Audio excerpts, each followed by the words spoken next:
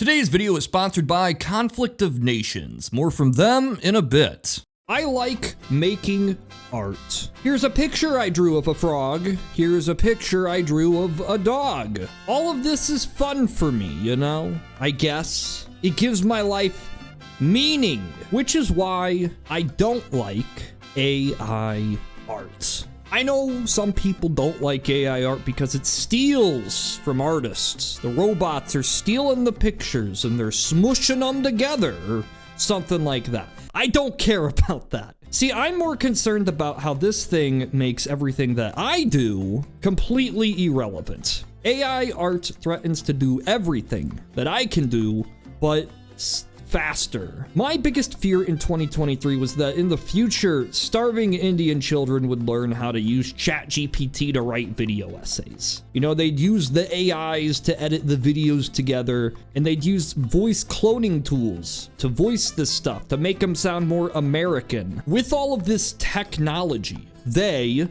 the enemy, could threaten not only my hobbies, but my livelihood. So I decided to do something bold. An experiment. And it went a little something like this. Conflict of Nations is a free online PvP strategy game, available right now on both PC and mobile platforms. Choose from a real country that you will lead during World War III. Fight up to 128 other players in real-time battles that can take weeks to complete, while using a variety of different units to build your unique army. Declare war with your neighbors, or forge alliances with other players. For the time being, make your own strategies, test them out, all while trying to eventually take over the world. The game is available on both PC and mobile, and you can use the same accounts on both. So click that link in the description and you'll get 13,000 gold and a month of premium subscription for free.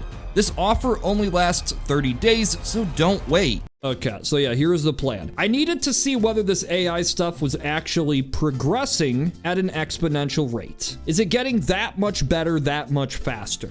At the same time, I needed to find out whether the general public would be against this whole AI art thing. Could I count on the bleeding hearts to stick up for me, the artist? And I was hoping that maybe there could just be something, I don't know, intrinsically disgusting and inhuman about all of this fake robot stuff, and that people would just reject it. They would reject the AI art and, by extension, the starving children. And most importantly, I needed to see how it would speed up my production process for my videos. My idea was I was just gonna start throwing in more AI pictures into my videos. Like with every new video, I'd have more and more AI art and see how people react. And then I'd put all my findings into one big old video at the end of the year. Or now. This is that video, and I'm gonna tell you what I found out. Number one, most people don't care about this. Most people do not care about this stuff at all. There are two sides to the AI debate. There is the pro-AI team, you know, the team that loves the AI, the team that love the robots, and there's the anti-AI team. That they are the people who do not love the robots. The pro-AI team believes that this is a new technology that is going to lead us into the singularity, where the robots will take over the world, they're gonna take all the jobs, and then that would be bad, but according to these people, Michelle Obama will introduce universal basic income, so none of us will ever have to work again. And then on the other side, you got the anti-AI team. Now, they believe that this new technology will also lead us into the singularity, and that the robots will also take over the world and our jobs.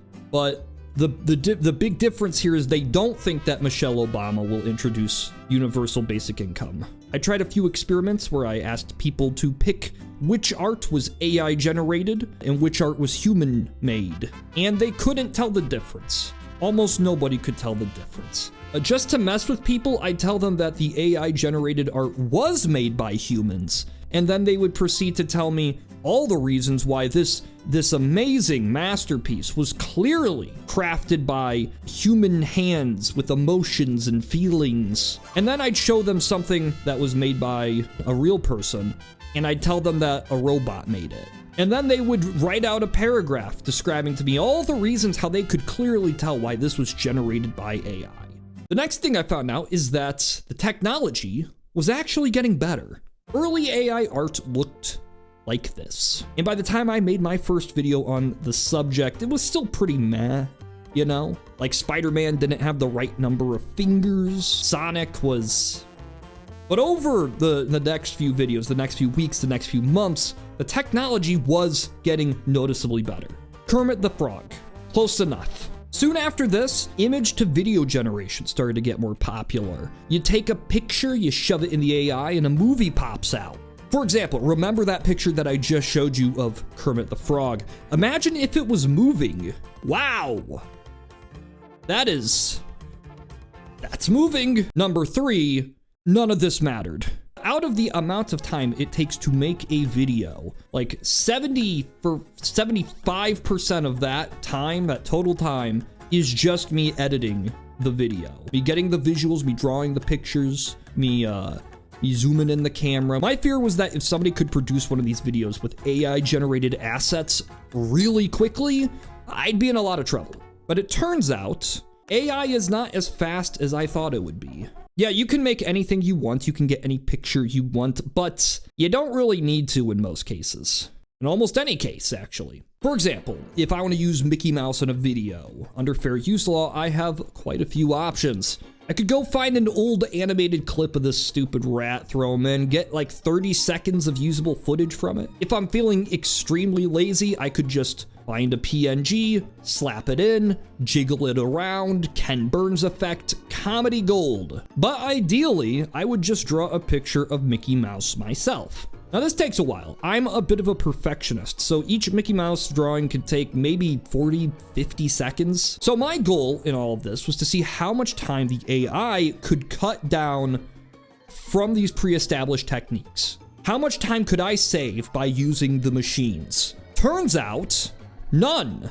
Just generating an image of Mickey is gonna take like a minute or 2 bare minimum. And that's if they get him right. You might have to regenerate it a few times to get the perfect Mickey. But even then, that's just one Mickey. With my drawings, I can take this Mickey, because I drew him. I could change his face, you know, change the background, reuse this stupid little bitch as many times as I want. AI images don't work that way. AI images are kind of a one and done sort of thing, you know? And as time went on, I started realizing that just using these pictures is kind of boring. People like movement. They like things moving around in these videos. So I had to take these pictures and I had to get them to move. The total process of all of this, to get the AI picture, the AI Mickey, to get him moving, to have something halfway decent to show, it took a while. For a 4-second clip, maybe 15 minutes. This means to edit a 20-minute video entirely out of AI-generated clips would take about 75 hours. After all of this, I was ready to hang up my hats on this AI thing, and so I forgot about all of this and just made a few videos about living underwater. But all that changed when I saw Sora is the video generation AI tool by OpenAI. Now, like I said, I have actually used, a lot of video generation last year, so this isn't exactly brand new stuff. Type in some words, use an image, get a moving picture. We've seen it all before. But the difference is, whereas the stuff I did was terrible, this looks good. It's not perfect, but it is like a decade beyond what I was expecting to see this year. That was concerning. That was very concerning. But turns out that's not all. One of the other features of this tech is video to video generation. You can take any video that you've made and you can alter it using Sora's tools. This was something I also tried last year, and it looked like this. I look like a jackass. Sora's tools looks like this.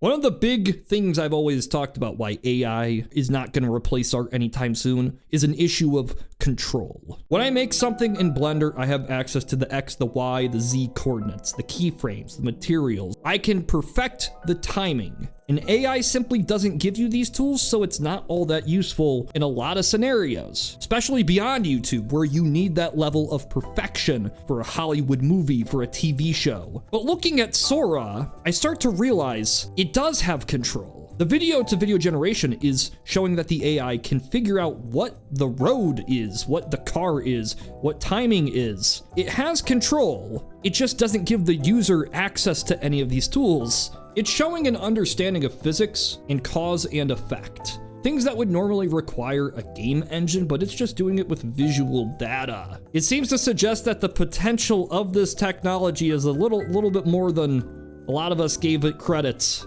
Or at least I gave it credit. I'm not saying it's gonna replace anybody's jobs right now. You shouldn't panic. Don't go out there into the streets. Don't smash your Roombas. Not stealing your job just yet, but it will. My fear of AI arts has always been that at some point, it will simply be the only way to produce economically viable art. And I think we're getting pretty close to that. If Sora actually allows for control of its works, which luckily it doesn't seem to right now, but it probably could, that would mean this sort of AI could be implemented in a traditional video editing or 3D modeling tool set. Let me give you an example. Okay, let's imagine some advertising agency is tasked with creating a TV commercial to sell some tea bags. It's called Duck Tea. Now, the clever marketing team that has to come up with this ad realizes that they could feature a duck making and drinking some tea in the advertisement. See, the humor here is derived from the fact that ducks do not normally drink tea. And the marketing team tasks one of their guys to draw up a quick storyboard based on this concept. And here's what he comes up with. Door opens, duck breaks into a house, turns on a faucet, fills up a glass of water, turns the stove top on, puts a tea kettle on the stove, puts the water in the tea kettle. There's a big explosion. The tea kettle starts whistling, woo, woo. The duck picks up the kettle, he pours the water from the kettle into the cup. The duck takes the Duck Tea branded tea bags and puts them in the cup, stoops them for 5 minutes. We see this quickly as the passage of time on the clock nearby starts moving, starts moving around. And then the clock hits midnight and the duck quacks at midnight. Then he grabs the teacup, he looks at the camera, and he says, "Go duck yourself." See, the humor here is derived from the fact that the word duck rhymes with fuck. Normally, to get this ad made, we'd need a team of qualified artists, each specializing in their own tasks. It is not, there's a reason why most local ads on the TV do not look like this.